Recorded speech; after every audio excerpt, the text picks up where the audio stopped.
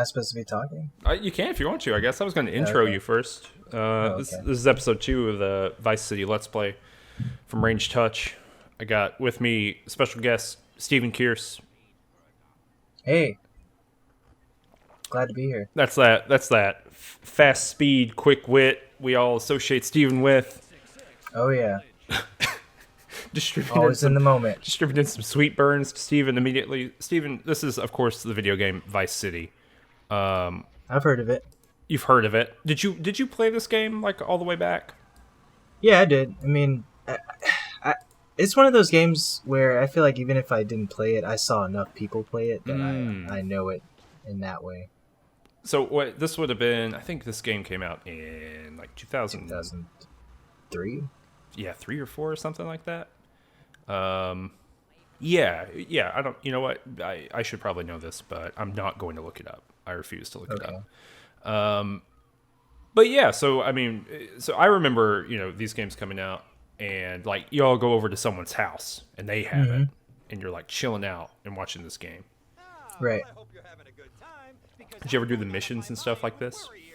Occasionally. The way we used to do it was like, I was in like a fighting game community, so whenever someone insisted on playing Vice City, it was kind of irritating, and we would kind of either watch that person play until they like completed their mission, or we would have this rule where if you died or got like caught by the cops, got busted, you would give up the controller and someone else would try to like reach 6 stars. Mm-hmm.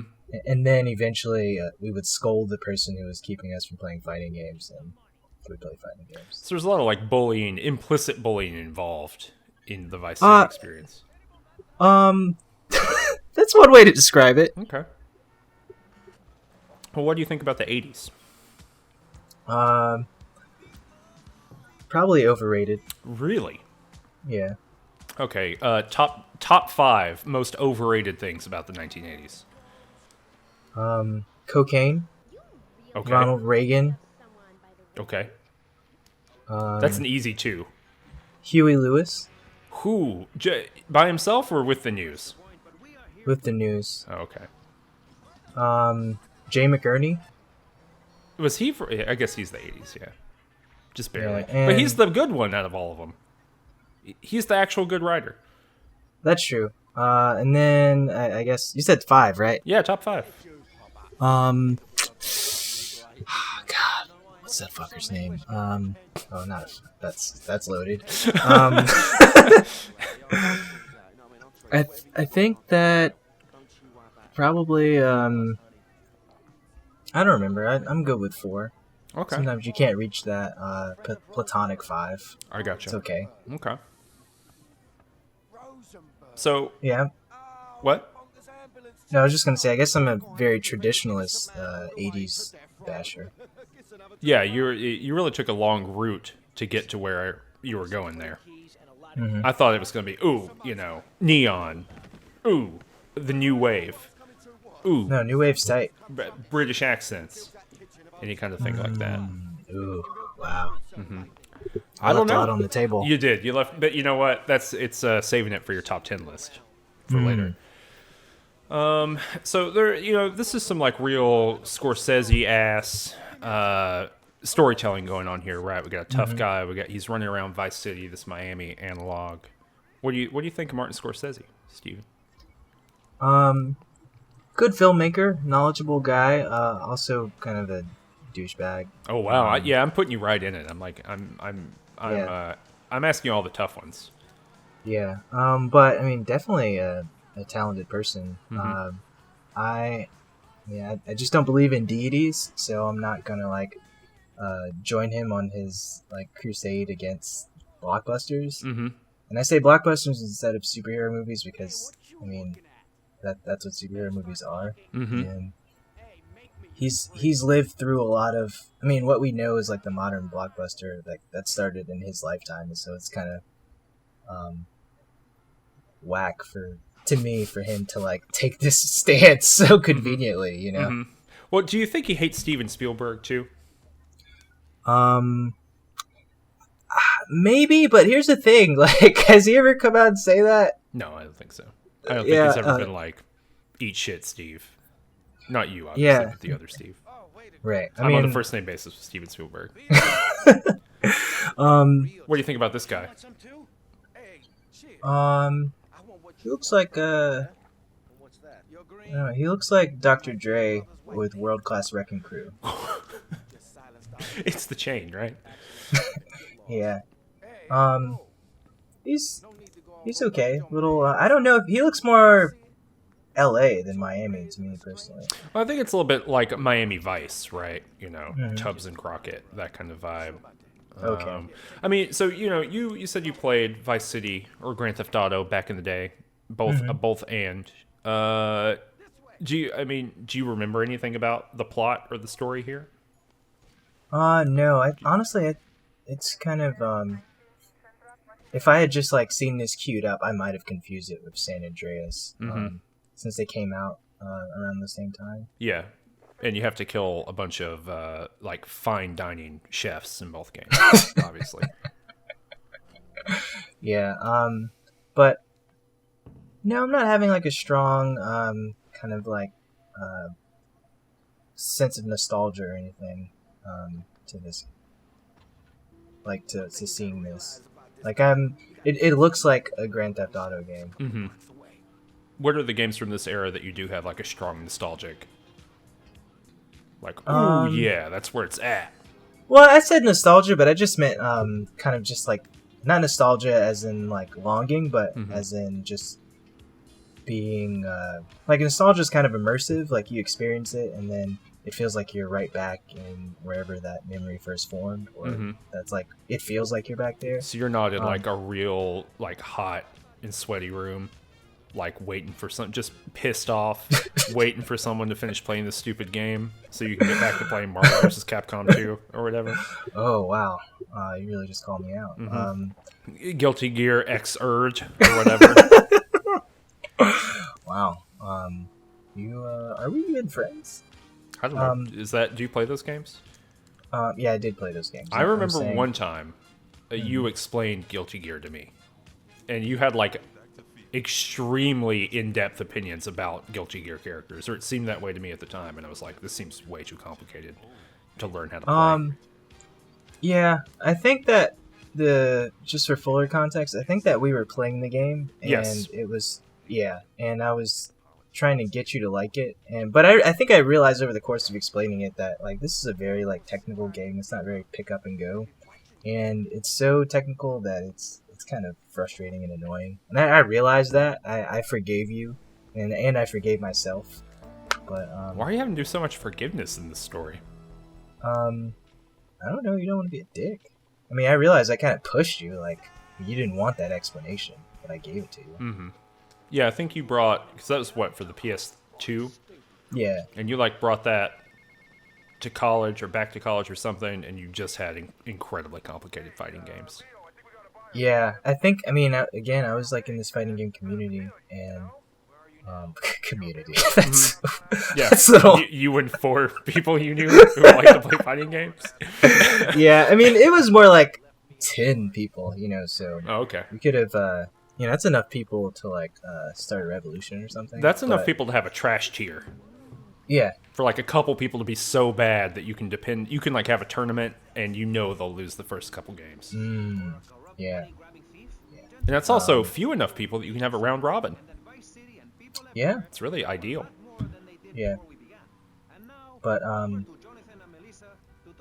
yeah. So I'm watching this, and this is you playing, right? Not playing live, but Yeah. is- Yeah, I didn't source this from the internet. I didn't like find another video for us to comment over. So yes. Yeah. This is me. I played this. People who might not know, I've pre-edited this video, and you're watching like my premiere screen, basically. So like all my deaths are edited out, even though I've never died. That's what I was thinking. I was like, this is like strangely smooth. Was it? It was either coordinated or I don't know. Maybe you like when you really just focus on the missions. Since I know they were very variable. Sometimes it was pick this thing up, do this within this time limit, blah blah blah. I was like, oh, maybe he's just doing very riskless missions. That sounds kind of judgy. The The baby peasants missions for little the children. the missions without violence. That's what I mean. Well, I just shot all those chefs right in the head. It splurted blood into the sky. But were you ever threatened? No, Yeah, I was that's not. what I mean. But here's the thing that I found both playing this game and when I did my Let's Play of Grand Theft Auto 3 like 3 years ago. Mm-hmm. If you're not 12 years old, these games are very easy. And it's like easy. It's like easy to do to like play the missions. Mm-hmm. And like not get 5 stars while you're doing it. I remember at the time playing these games, and I was like, how could anyone play this game and not have 2 stars immediately? And the way you do that is you just like look around, and if there's cops there, you don't steal that car, and you don't run over every civilian in front of you. And if you just don't do those 2 things, game's very easy. Yeah, I mean, basically, if you aren't a sociopath. Yeah, or really a psychopath. Yeah. But yes, if you just, you play like an adult would play. Right. You do One this. thing I've always wondered about these games, just all Grand Theft Auto games, is, are the controls like Are they intentionally like wonky and like imprecise? Because I always thought that facet of the games lent itself to you being like a psychopath. Yeah, because it's just very easy to like randomly shoot people on accident and stuff like that. Yeah. With the lock on. I will say I'm playing the PC version here, and so and I even downloaded a different controller map than the one that they give you, because the one they give you is terrible. It's garbage. So I don't really know. I will say that when I played Grand Theft Auto 3, yes, like the driving mechanics are really good, but anything that's shooting, anything like that. Yeah, it causes you to like kill more people than you want to kill. Right. I got a really cool glitch coming up here in a second that made me have to reset my entire game. Yeah.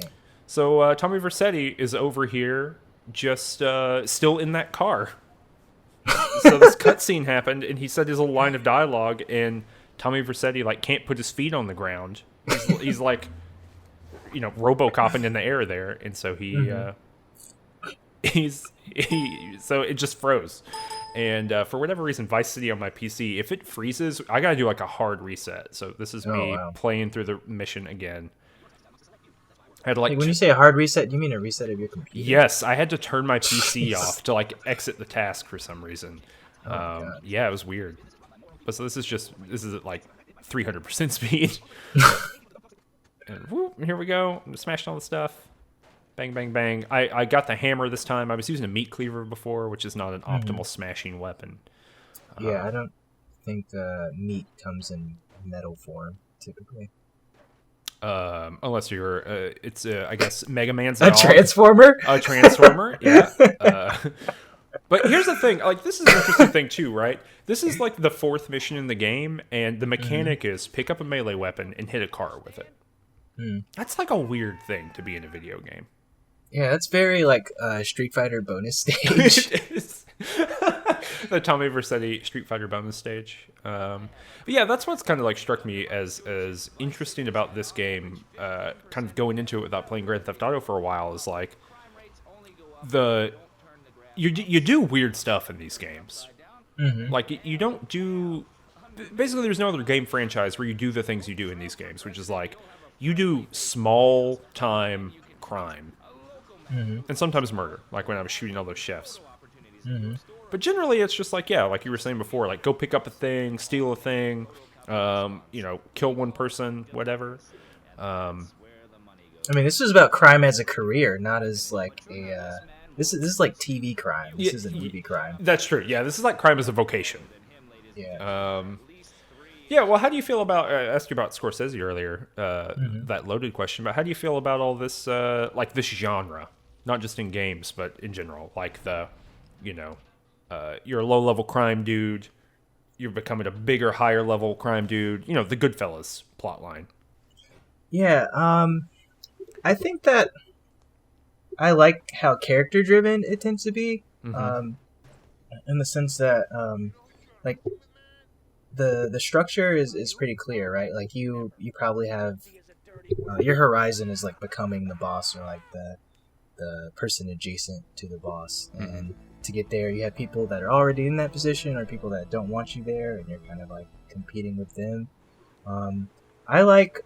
I think I tend to like the variations and spin-offs of it rather than like the thing itself. So like, is it Elmore Leonard? That dude.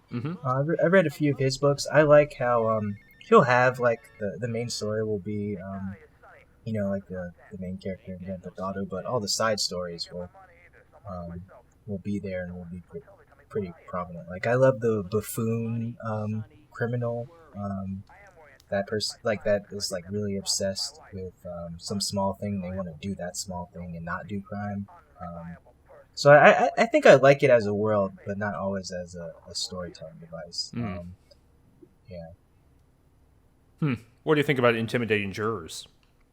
That is that. Is that your mission right now? Oh, that's what I just finished doing. Oh, okay. That is pretty bad. Wow, that's a funny mission, right? Isn't that weird? Yeah. I didn't want to interrupt you while you're talking, but yeah, that's like you go. That's the two cars I was beating up. Basically, are just jurors to intimidate. Which, yeah, that's a weird thing to do in a video game. It's like a very pragmatic crime. Right. Like, I mean, what do you think the appeal of playing this game is? I mean, I don't know what the arcs of these games are. Like, I assume I know you get more weapons and you get more access to the city, but do you move up from petty crime, or does your crime become weirder? Well, this game you get into real estate. Oh. which is bizarre. Yeah. So like the plot of this game, right, is you were in Tommy Vercetti was in jail for like some mob stuff he did like years ago for like 20 years or something. And now that he's out, he can't go back to Liberty City, so they send him to like be a dude in Vice City. And when he gets there, he's supposed to buy a bunch of cocaine, and then the deal goes bad, which is what people who are watching Let's Play would have seen that in the last episode. And so then he gets back to his hotel room and he calls back. He says, hey, this is what happened. And they say, all right, well, you better get my money back and get my cocaine too. And so what that turns into is like trying to set up mob crime in basically in some cooperation, some competition with the Colombians, the Cubans, that kind of, so like a bunch of like Latino gangs or I guess refugee gangs. And this is like one of the dudes who starts you on the real estate thing. So you like start buying locations and you start making money from those locations to finance other stuff. There's like a side. Yeah, go ahead. This is like a fucking Jay-Z song. It is. What you gotta gentrify Vice City before they do. Yeah. Yeah. Yeah, Jay. The viewers didn't get to see Steven's facial expression there, but it was good. It's good stuff. But yeah, so that's like the thing. It's like it really turns into like something beyond, because I think Grand Theft Auto 3 is that kind of crime story, right? Like you do crimes for the mob, then you do it for the Yakuza, and then you do it for some other people, and then it all kind of comes to a head in a big, violent thing. But this one is like you're building some stuff. And so like here, this mission that we're doing right now that we just got from this real estate mogul is that we have to go. Where did these overalls come from? We just bought them at that store. There are also different outfits in this game, which are not in Grand Theft Auto 3, as far as I can remember. But anyway, so right now what we're doing is we had to get our overalls in order to impersonate a union member. Shit. Yeah. This is like some rip from the headlines shit, man. It really is. Weirdly enough, right? Like, it is, but I don't know if it was ripped from the headlines in, 2003, 2004 when it came out, which is the weird thing. No, it's got to be, 2003. But, right, so what we have to do, I got to punch 4 workers who are protesting in order to start a riot to justify lethal force being used against these union members. Wow. Yeah, look at this. Look at this shit. So these cops are rolling out, sticking these dudes, and I got to blow up these fans. Wow, this is like some David Simon shit. Do you think David Simon saw this? Just like, damn it, season 6. Did you see that? I think one of the someone who worked on some Metal Gear Solid game was saying that like the Black Widow movie ripped off Metal Gear Solid 3. Metal Gear Solid 3. I did read Jordan Voight Roberts is that director's name. I did read his incredibly long thread of nonsense. Yeah, I'm going to come right out and say it. It's legitimately nonsense. Yeah, I was like, man, first of all, Black Widow is already like built on tropes that are kind of like in the commons, you know. Mm-hmm. I don't Wait, really are you telling me know Hideo Kojima did not invent spies? I don't believe so. Okay. Well, I just got rid of that last truck there by driving it into the water and diving out at the last moment in a very cool way. Mm-hmm. But yeah, no, you're right, 100%. I read that and I was like, what are you doing with your life? Yeah. When like this is how, if you're like, the genius of Kojima has been ripped off by the Marvel films. And that's not to say that people are not playing these video games and like taking reference from them. That's great. That's like culture. But it's not as if they were like, thank God we can solve our problem with the Black Widow by just stapling Metal Gear Solid 3 to the Marvel universe. Yeah. Right. I thought that was quite silly. But yeah, I've also not changed out of my overalls. I'm patrolling the back. This is kind of what I like about Grand Theft Auto games. That tactical crouch I just did. But what I really like about these is like there's just back alleys everywhere, right? And you can like navigate from those back alleys to do whatever you want. Anyway, all right, this is the end of the episode. Stephen, where can people find you on the internet? You can find me at ClickClaimPrize on Twitter, and you can also find me at noreasontopretend.com. My email address is there. Probably shouldn't tell that to people, but it's there, so I guess I want people to know. Is it like, is it just your social security number at gmail.com? Oh, shit. Oh, I'm no. I'm so vulnerable now. It's a huge mistake. We all do that. First email address, I did it too. I was like, all of the digits of my social, plus my date of birth, plus my mother's maiden name. And someone saw it and they're like, hey, this is bad. You got to get that maiden name out of there. So anyway, and you got a book out too. I do have a book out. It's titled In the Heat of the Light. I'll put a little link in the description below. This is the end of the episode. Goodbye.